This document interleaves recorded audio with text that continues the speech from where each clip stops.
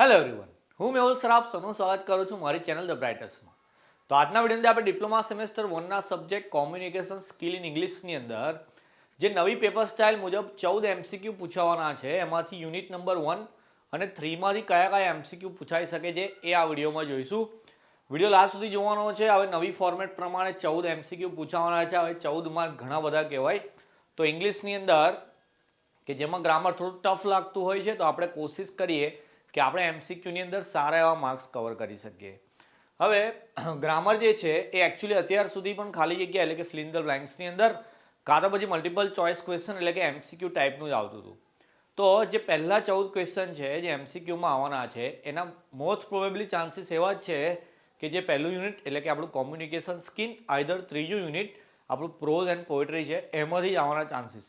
Okay, તો અહીંયા જેટલા બી આપણા યુનિટ છે, મતલબ પહેલું કોમ્યુનિકેશન થઈ ગયું, લેપર્ડ થઈ ગયું આફ્ટર 20 યર્સ, અને આપણી જે પોઈમ છે સ્ટોપિંગ બાય વુડ્સ, એ બધી પોએમના મતલબ એ બધાના જ એમસીક્યુ આપણે અહીંયા એડ કરેલા છે. અને અહીંયા જે સ્લાઇડ એડ કરી છે, મતલબ કે અહીંયા જે એમસીક્યુ છે એ તમને ટેલિગ્રામ પર પણ મળી જશે. ઓકે, તો સ્ટાર્ટ કરીએ. સૌથી પહેલાં કોમ્યુનિકેશનના એમસીક્યુ છે. એમાં પહેલા એમસીક્યુ છે એ ખાલી જગ્યા મીન્સ કમ્યુનિકેટિંગ વિધાઉટ લેંગ્વેજ ઓર વર્ડ્સ.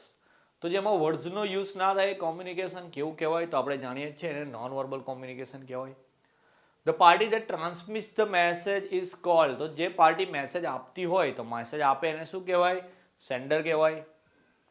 ખાલી કે the person who decodes and gets meaning of the message. તો જે મેસેજ મેળવે છે અથવા એનો મીનિંગ સમજે છે એને શું કહેવાય?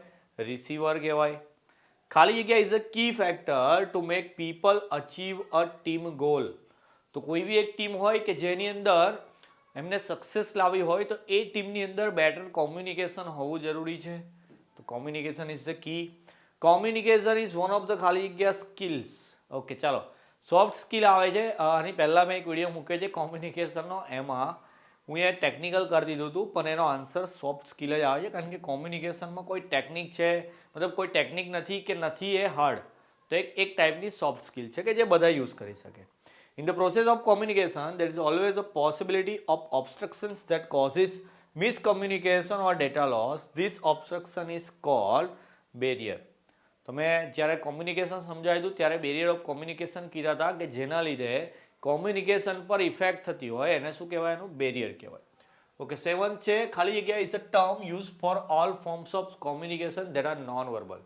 તો જે નોન વર્બલ છે કે જેમાં શબ્દોનો ઉપયોગ નથી થતો, એમાં કોનો યુઝ થાય છે? તો એક પ્રોસોડી છે, એક વોકાલિક છે, એક હાપ્ટિક છે અને એક પેરા લેંગ્વેજ છે. તો પેરા લેંગ્વેજનો યુઝ થાય છે. ખાલી જગ્યા કનેક્ટ્સ the sender to the receiver. તો સેન્ડર ને રિસીવર, જેમ કે અત્યારે હું મેસેજ તમારી પાસે પહોંચાડું છું, તમે મેસેજ લો છો એટલે તમે રિસીવર છે. તો આપણા બે વચ્ચે યુટ્યુબ ચેનલ છે, તો મતલબ કે ચેનલ એક એવી વસ્તુ છે કે જે રિસીવર ને સેન્ડરને કનેક્ટ કરે છે. નેક્સ્ટ જોઈએ ખાલી જગ્યા causes disconnection between the sender and the receiver. તો જેમ કે ઇન્ટરનેટનો પ્રોબ્લેમ આવે, આજુબાજુ અવાજ થતો હોય, તો આપણે એનું કોમ્યુનિકેશન જે છે એ થોડું ડિસ્કનેક્ટ થઈ શકે છે. તો એને શું કહેવાય છે? નોઇસ કહેવાય છે. મોસ્ટ ઓફ અસ યુઝ ખાલી જગ્યા in addition to words when we speak. તો આપણે જ્યારે બોલતા હોય તો શબ્દોની સાથે સાથે કોનો ઉપયોગ કરીએ છીએ? તો હું હસું છું એટલે મારા ફેશિયલ એક્સપ્રેશન આવી ગયા, મારી આ હાથની જે મુવમેન્ટ થાય છે એને ગેસ્ચર્સ કહેવાય છે. તો આન્સરની અંદર અહીંયા છે ગેસ્ચર એન્ડ બોડી લેંગ્વેજ. ઓકે, 11 છે ખાલી જગ્યા is a way to write a word using the first letter of names. Okay, ગુજરાતીમાં કહેવાય શબ્દ સમૂહ માટે એક શબ્દ. ઇંગ્લિશમાં એને એક્રોનિમ્સ કહેવાય છે. સી છે આન્સર એનો. યુઝ ઓફ ખાલી જગ્યા creates communication gap if both the parties do not share similar field of knowledge. તો એવું માનો કે એક આઈટી ફિલ્ડનો એક એન્જિનિયર આવી ગયો, એક મિકેનિકલનો આવી ગયો, બંને એકબીજાની વાતો કરવા લાગ્યા, તો બંનેને બાઉન્સર પર બાઉન્સર જાય છે, તો એને કહેવાય યુઝ ઓફ જાર્ગોન્સ, જે આપણા લેસનની અંદર બી આવી ગયું છે. નેક્સ્ટ જોઈએ આપણે 13 નંબરનો એમસીક્યુ આપેલો છે. The primary goal of communication is ખાલી જગ્યા. તો આપણી જે વચ્ચે અત્યારે કોમ્યુનિકેશન ચાલી રહ્યું છે એનો પ્રાઇમરી ગોલ શું છે? કે તમને કોમ્યુનિકેશન સ્કિલ એટલે કે ઇંગ્લિશ આવડી જાય અને to create a common knowledge. તો મારી પાસે જે નોલેજ છે તમને શેર કરું છું, તો આપણા બેનું કોમન થઈ જાય નોલેજ. એ જ કોમ્યુનિકેશનનો પ્રાઇમરી ગોલ છે. યુઝ ઓફ ખાલી જગ્યા ઇઝ કોલ્ડ વર્બલ કોમ્યુનિકેશન. તો જેમાં શબ્દોનો ઉપયોગ થાય એને વર્બલ કોમ્યુનિકેશન કહેવાય.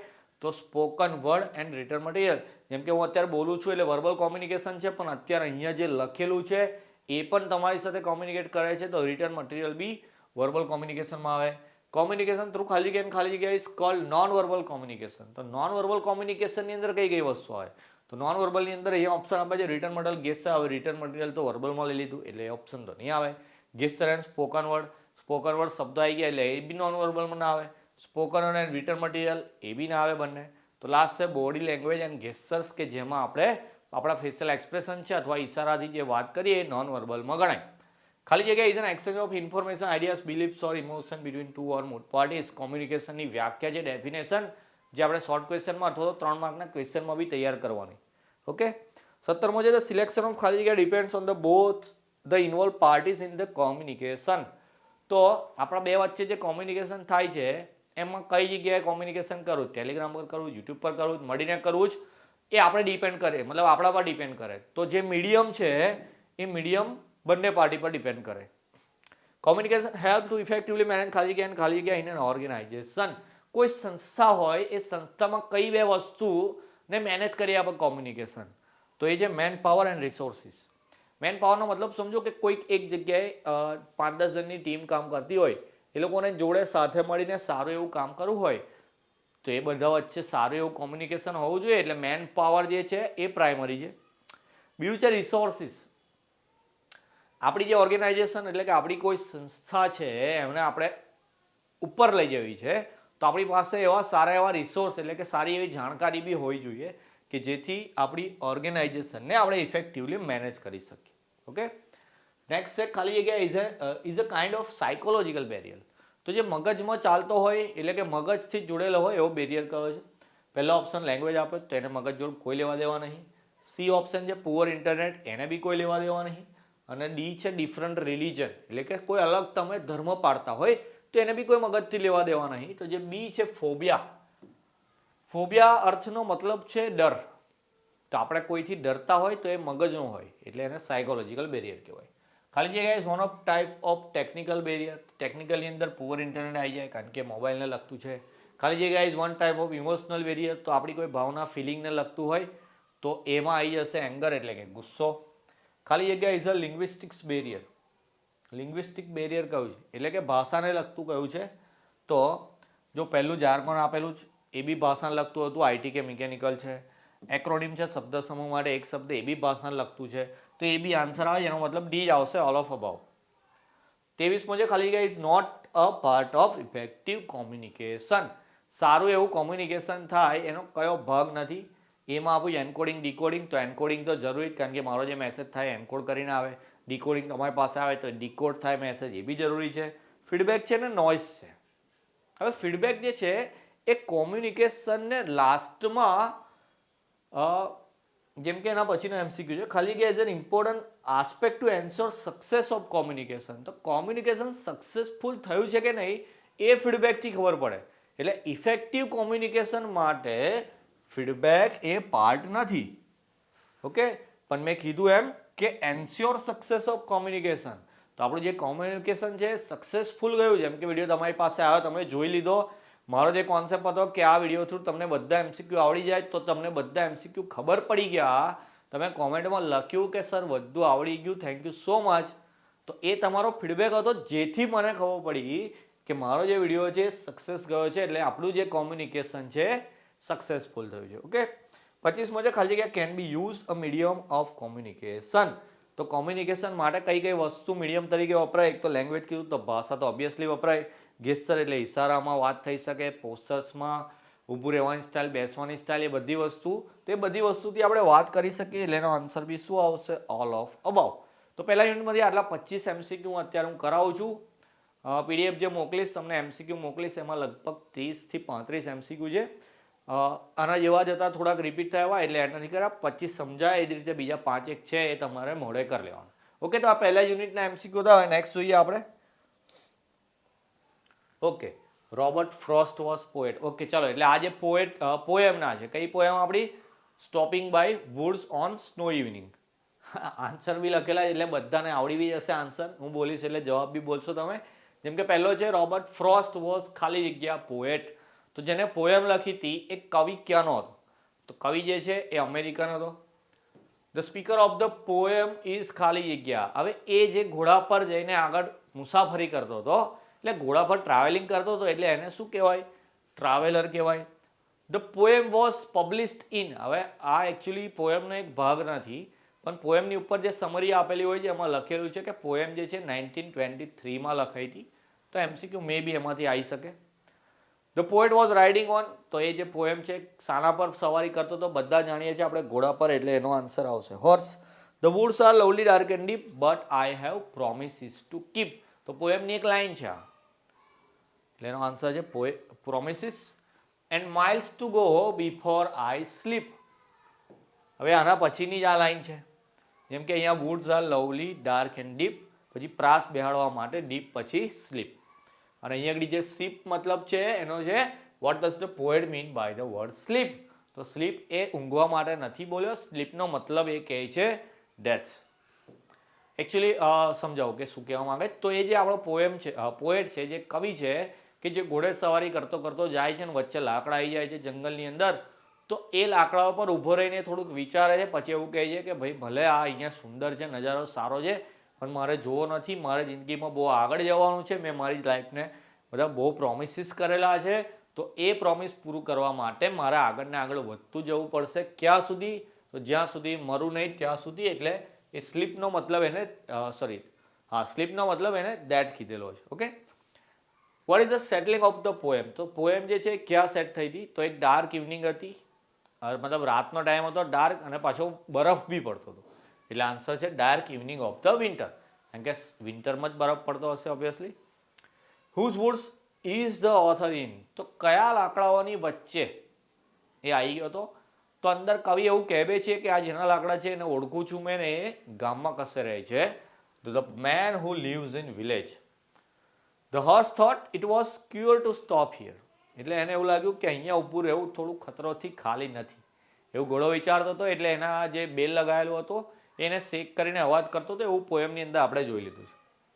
વુડ્સ મીન ખાલી જગ્યા. તો વુડ્સનો મતલબ ફોરેસ્ટ છે. એક જ વુડની વાત કરી હોય, WOOD, તો એનો મતલબ લાકડું થાય છે, પણ અહીંયા વુડ્સનો મતલબ અહીંયા ફોરેસ્ટ એટલે જંગલ કરેલો છે. Who is the author of the poem? તો પોએમના જે લેખક અથવા તો કવિ હતા એ કોણ છે? Robert Frost. જેમ કે પહેલા જ એમસીક્યુમાં આપણે જોઈ લીધું, રોબર્ટ ફ્રોસ્ટ. 14 એમસીક્યુ પૂછવાના છે ને, એમાં એવું માનો કે 1-2 તો એમસીક્યુ ફિક્સ જ છે. એ આપણા જે 4 યુનિટ છે ટોટલ, 3 યુનિટ છે, લેપર્ડ, આ પોએમ અને આફ્ટર 20 years, એના ઓથર કોણ છે એવું તો 100% પૂછાશે. તો એ તો બધા યાદ રાખો. જેમ કે આ પોએમ હતી જેનો રોબર્ટ ફ્રોસ્ટ છે. આગળનું યુનિટ જોઈએ હવે આપણે, લેપર્ડ વાળું છે. ઓકે, ચલો. તો લેપર્ડના ઓથર કોણ હતા? જો ખબર હોય તો જરા કોમેન્ટમાં આપજો, બાકી આગળ એમસીક્યુ આવશે ત્યાં ખબર પડી જશે. The author first saw the leopard when. તો પાઠની શરૂઆતમાં કે જ્યારે લેખક જે છે આપણા એ જંગલમાં જાય છે, તો એમને પહેલી વાર લેપર્ડ એટલે કે ચિત્તાને ક્યાં જોયો હતો? તો જ્યારે એ ઝરણું ક્રોસ કરતા હતા. He was crossing the stream.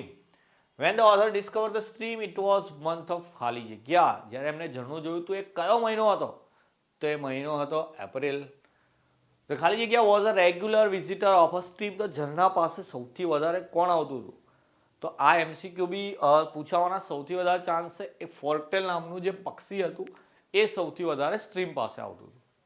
એનો પીછો બી કરે છે ને પછી એનું ઘર શોધવા માટે કે કઈ જગ્યાએ જાય છે. Leopard skins are sold in. તો જે ચિત્તાનો શિકાર કરીને એની ચમડી વેચે છે કઈ જગ્યાએ? દિલ્હીમાં.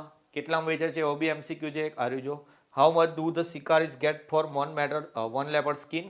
તો 1000 રૂપિયા મળે ભાઈ એક લેપર્ડની સ્કિન વેચવાના. ખાલી જગ્યા is called hill of fairies. Hill of fairies fairy tales એટલે કે પરીઓનું જે હિલ છે તે કોણ તરીકે જાણીતી છે? તો પરિતિબા. ધ રવાન વોઝ ડીપ એટલે ઊંડી હતી. In May and June the hills were ખાલી જગ્યા.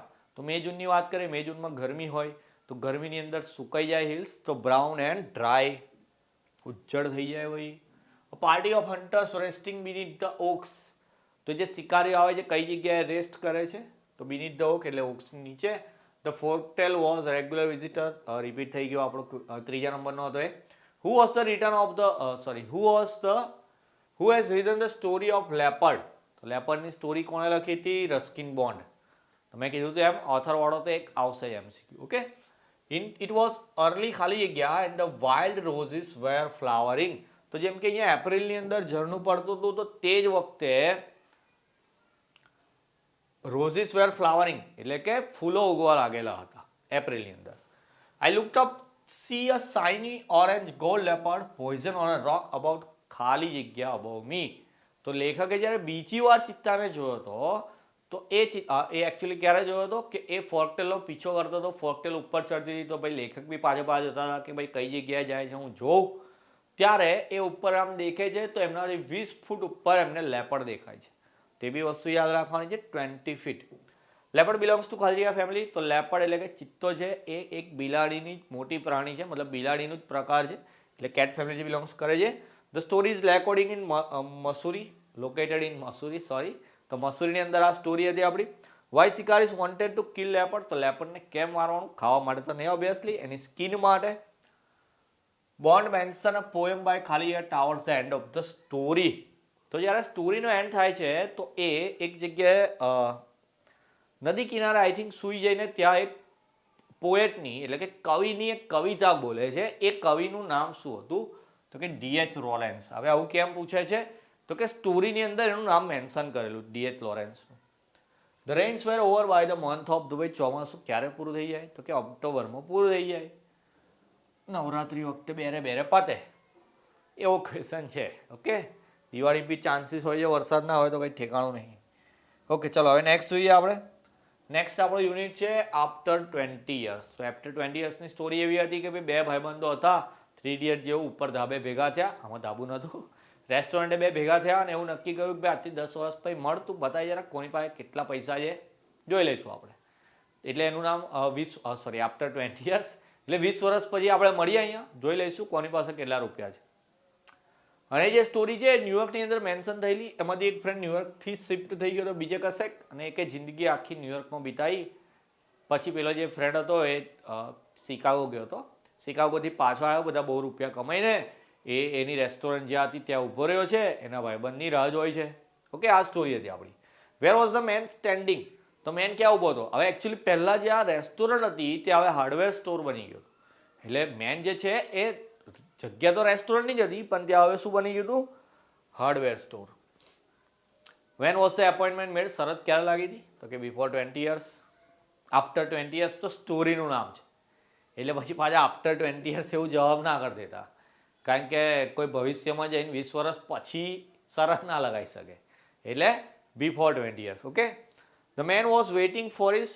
ઓબ્વિયસલી એના ફ્રેન્ડની રાહ જોતો, આપણે વાત કરી લીધી એવું, બૈરું તો આવવાનું હતું એનું. The man and his friends Jimmy belongs to. આ બંને ભાઈબંધ, સ્ટોરી ન્યુયોર્કની હતી એટલે એ લોકો બી ન્યુયોર્કના જ હતા.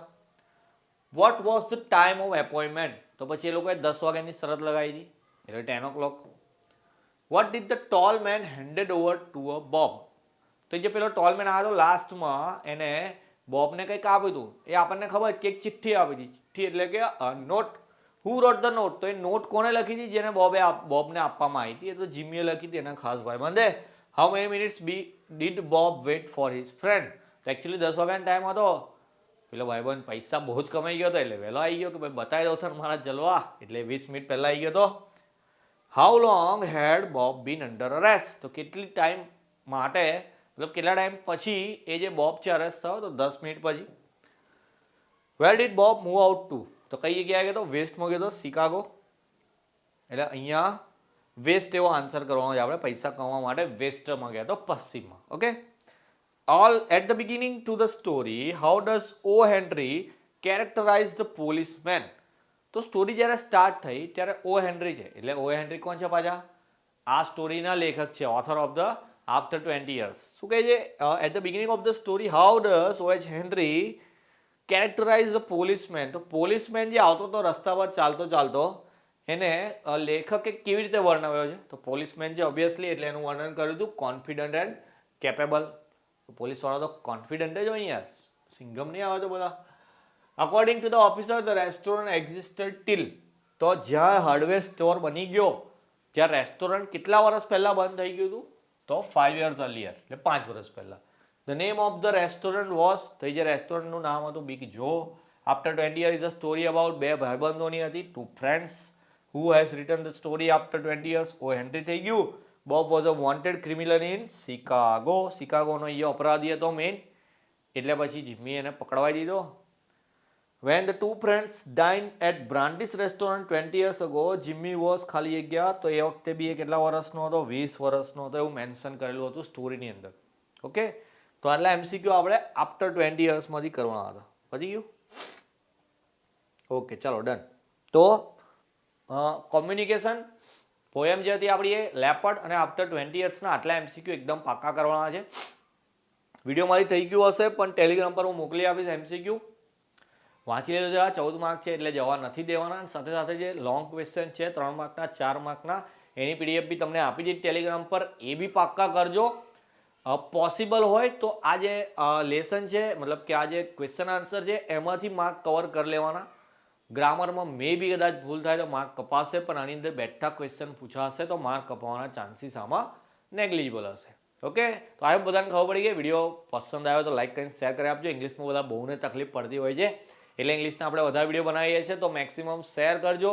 પ્લેલિસ્ટ બનાવી છે ઇંગ્લિશની, લિંક ડિસ્ક્રિપ્શનમાં નાખું જ. ગ્રામરના વિડીયો, લેટરના વિડીયો, બધા વિડીયો અંદર છે. ભલે વિડીયો જૂના છે પણ વસ્તુ ઓરિજિનલ છે, તો ત્યાંથી જોઈ લેવાની. કદાચ ક્વોલિટી થોડી ખરાબ હતી, પહેલાં નવું સ્ટાર્ટ કરેલું એટલે, પણ કન્ટેન્ટનો અંદર જે છે એકદમ ક્વોલિટેબલ છે, તો જોઈ લેજો ને બરાબર શીખી લેજો. કોઈ બી કોમેન્ટ હોય, કોઈ બી વિડીયોના કોમેન્ટમાં નાખો, ટેલિગ્રામ પર મેસેજ કરો, આપણે તરત જ એનું સોલ્યુશન કરી લઈએ. ઓકે, તો બધાના એક્ઝામ માટે ઓલ ધ બેસ્ટ. મળીએ હવે નેક્સ્ટ વિડીયોમાં. ત્યાં સુધી જય હિન્દ, જય ભારત.